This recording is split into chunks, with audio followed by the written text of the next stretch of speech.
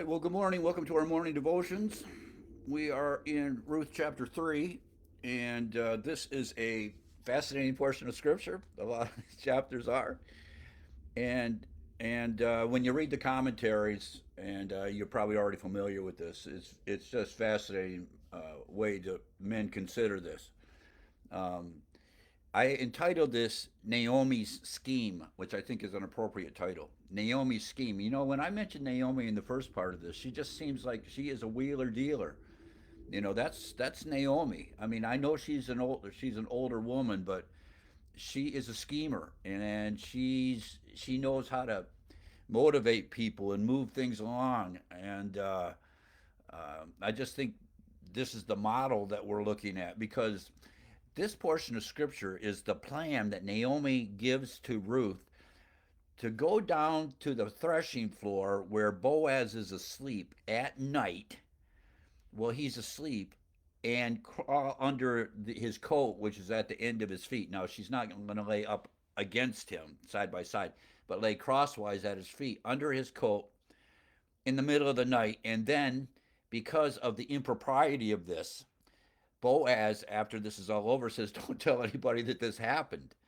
All right, but this is all Naomi's idea, and this is something that we need to see at right on the face of this, right at the front of this, is that this situation could have been managed much easier, much simpler, without the intrigue of what we're reading here.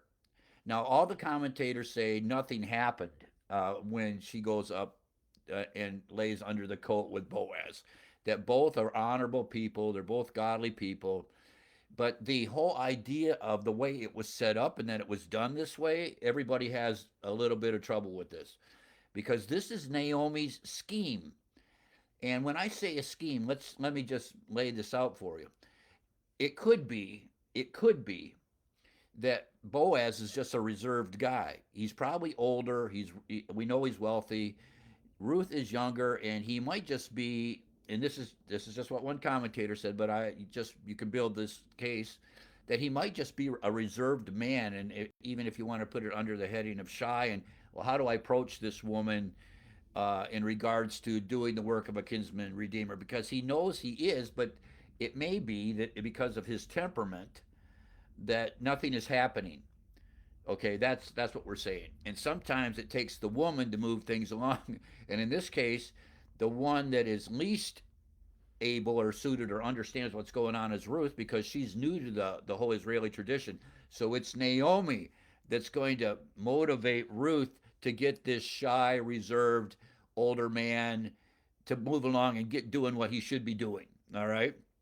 And okay, so that's one perspective. Okay, the other perspective is that Naomi is this just isn't happening fast enough, and so she is going to involve herself in this with this scheme to get everything in motion. Um, those are three things we need to consider.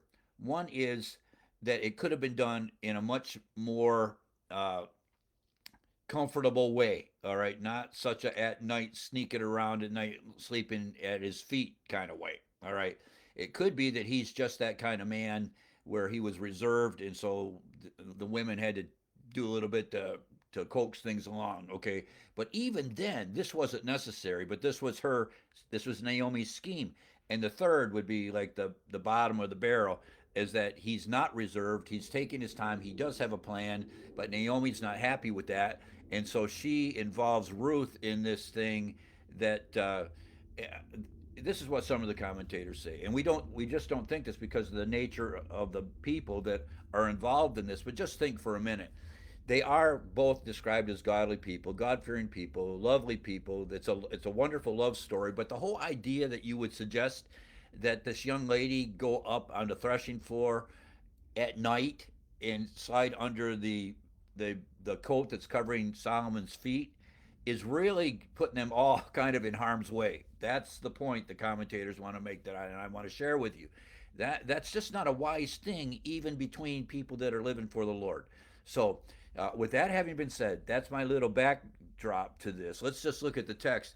But any way you look at it, this is a scheme. Excuse me. This is a scheme. This is Naomi's scheme. All right. Boaz is shocked that she's there. All right. And Ruth doesn't, she's just doing what Naomi said because Naomi has been her tutor. Been her confidant since they got back to Bethlehem. All right. But so Ruth is only doing what she's told. Naomi or Boaz, who knows exactly what's going on, he wakes up in the middle of the night. There's a woman there in his on the threshing floor with him, and he's going, whoa, and then it all goes back to Naomi and all of this. All right, so let's look at the text.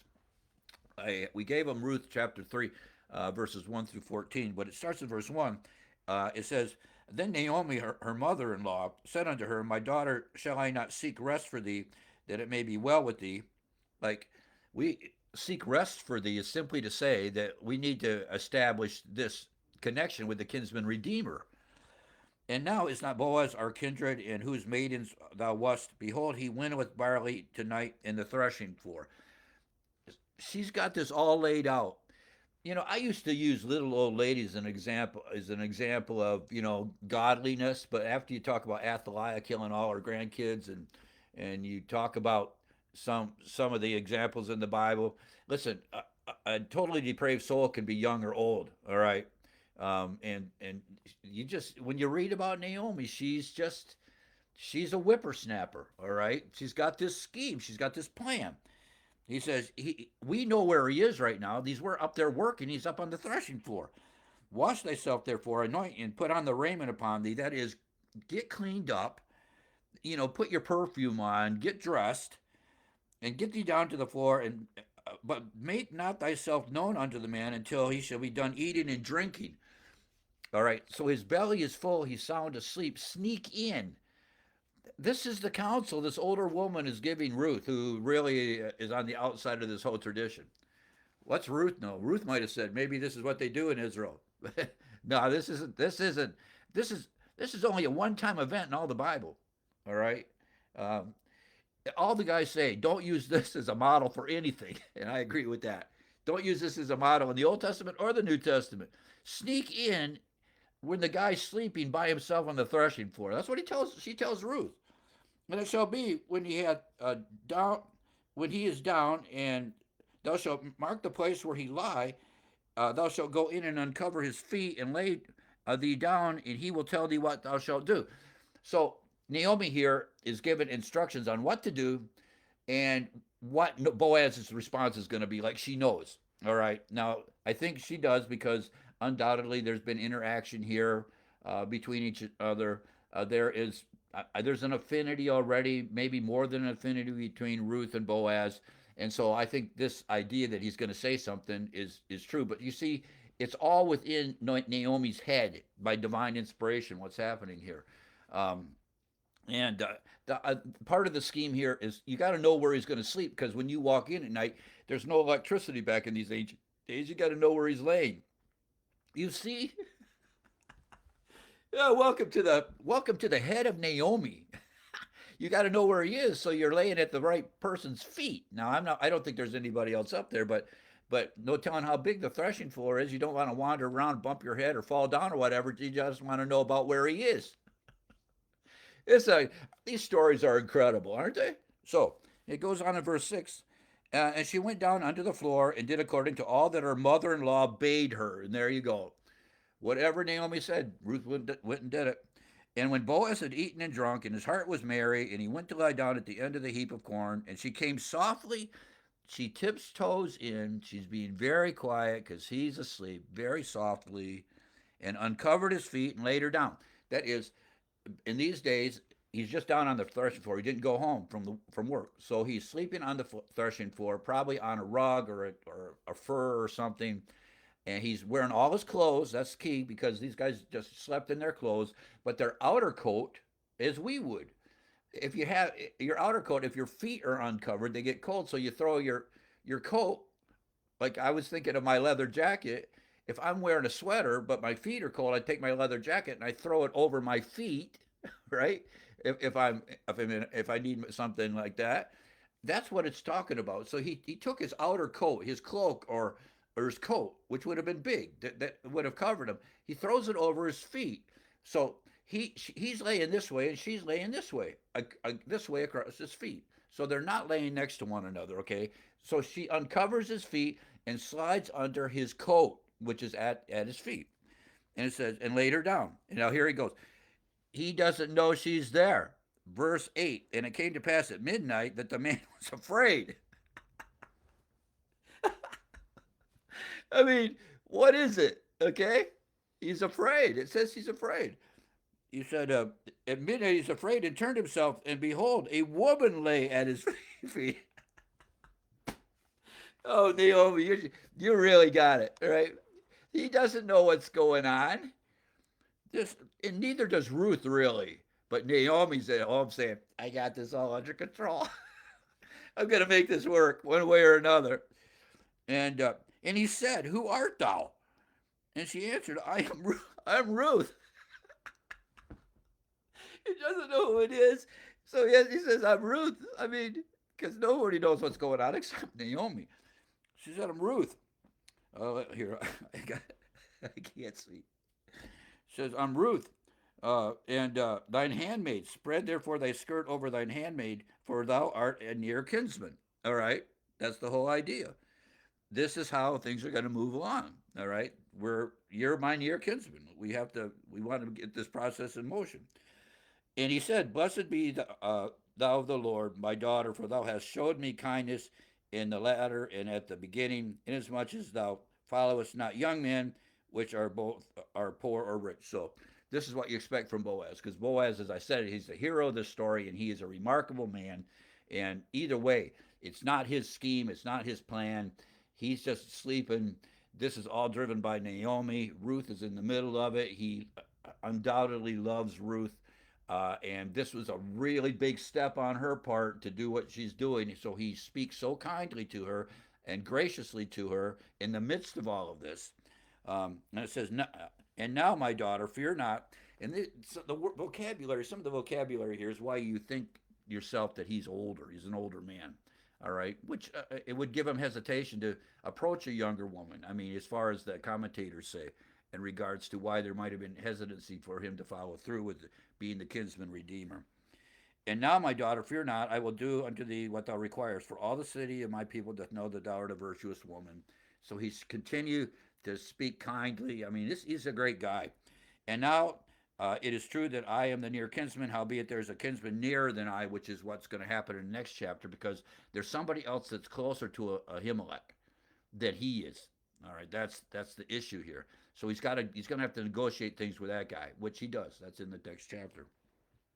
Tarry this night, and it shall be in the morning that if he will perform unto thee the part of a kinsman, well, if he's going to do it, fine. But he probably knows this guy's not going to, is the point. It's a small town. He knows everybody, okay, and how this all works. But if he will not do the part of a kinsman to thee, then will I do the part of a kinsman to thee, as the Lord liveth. Lie down until morning. So just stay here until the morning.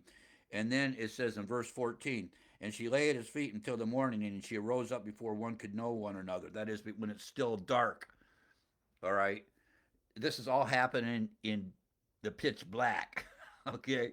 They only know who they are because of the sound of their voice. So before the sun comes up, before people can see what's going on, she gets back to the house, which says this is not a good plan, is what I'm trying to say. This whole idea is not a good plan. The middle part of it here is what Naomi expected, but the idea that this has happened in this way is is really not the right way. Okay, that's what we're saying here. That's why I call it Naomi's scheme. She's got to sneak out before it's light to get home because she doesn't want to see anybody else, an unmarried man and an unmarried woman, sleeping together on the threshing floor. All right, no matter how innocent it is. All right, which it is. It's absolutely innocent, but she's got to get home. They said, uh, and uh, and then it says, verse 14, and she lay at his feet until morning, and she arose up before one could know another. And he said, and this is what I referenced, Boaz says, let it not be known that a woman came to the floor. My reputation might be shot. Okay? Thank you, Naomi. This is really risky, is what I'm trying to say, as a part of his reputation in a small town of Bethlehem. The small town of Bethlehem. Oh, man, can you imagine if the word got out and all all the Naomi's in Bethlehem. Did you see that? Did you see that? Did you see that? Oh, brother. Thank you, Naomi. And Ruth is just what she did turned out well, but the way Naomi set it up, this could have been done much better. All right, than what we have here. Uh, Verse 15. Yeah, and the rest of this in verse 15, he loads her up with grain. So when she goes home, there's a big gift which you would expect from him.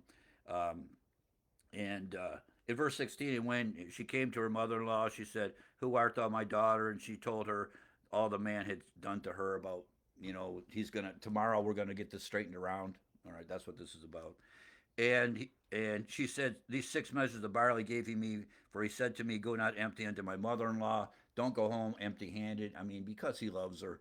All right. So he just loads her up with, what was it? 6 measures of barley. All right. I didn't look at it, but it would have been a lot just to take home. And she said, "Sit still, my daughter." Now here's Naomi. Mission accomplished. Now we just let the men take care of it from here. All right. We've already lit the fuse, and we're just waiting for the explosion in chapter 4. All right. That's what's happening here. So she said, "Just sit still, uh, my daughter, until thou know how the matter will fall, and know how the matter will fall, because we still got to negotiate the deal with the nearer kinsman. It's Boaz right now is not exactly in the driver's seat. He's got to get around one guy. All right, so we got to know how the matter will fall. For the man will not be in rest until he have finished the thing this day." And there's Naomi's final word to Ruth that today, which is going to be a big day for getting these things settled. Okay, that was a little shorter, but that was enough, I think. So I hope you. I mean, I hope I'm representing Naomi well, but I think I am. I don't think I'm the only voice out there saying, "Whoa." I know I'm not. I just read too much stuff in regards to this. Um, Nothing untoward happened. Everything was fine. Nothing immodest happened. It was just the whole setup was could have been done better. All right, and it's not a model for anybody. Okay, and there you have Naomi. All right, and I don't know. I said earlier on, don't be a Naomi. Yeah, for all the older lazies out there that got your schemes, run the scheme up against the principles of God's word. All right, before you try to implement, I got a great idea. All right. Well, the Lord bless you. That was a little shorter, only 18 minutes, but the Lord bless you. And tomorrow, Lord willing, we're going to close out. We're going to close out this great love story, and then we'll move on to First Samuel. That's going to be amazing. All right, the prophet Samuel. Okay. Well, Lord bless you, and we'll see everybody tomorrow, Lord willing. Okay, we'll see you. Bye.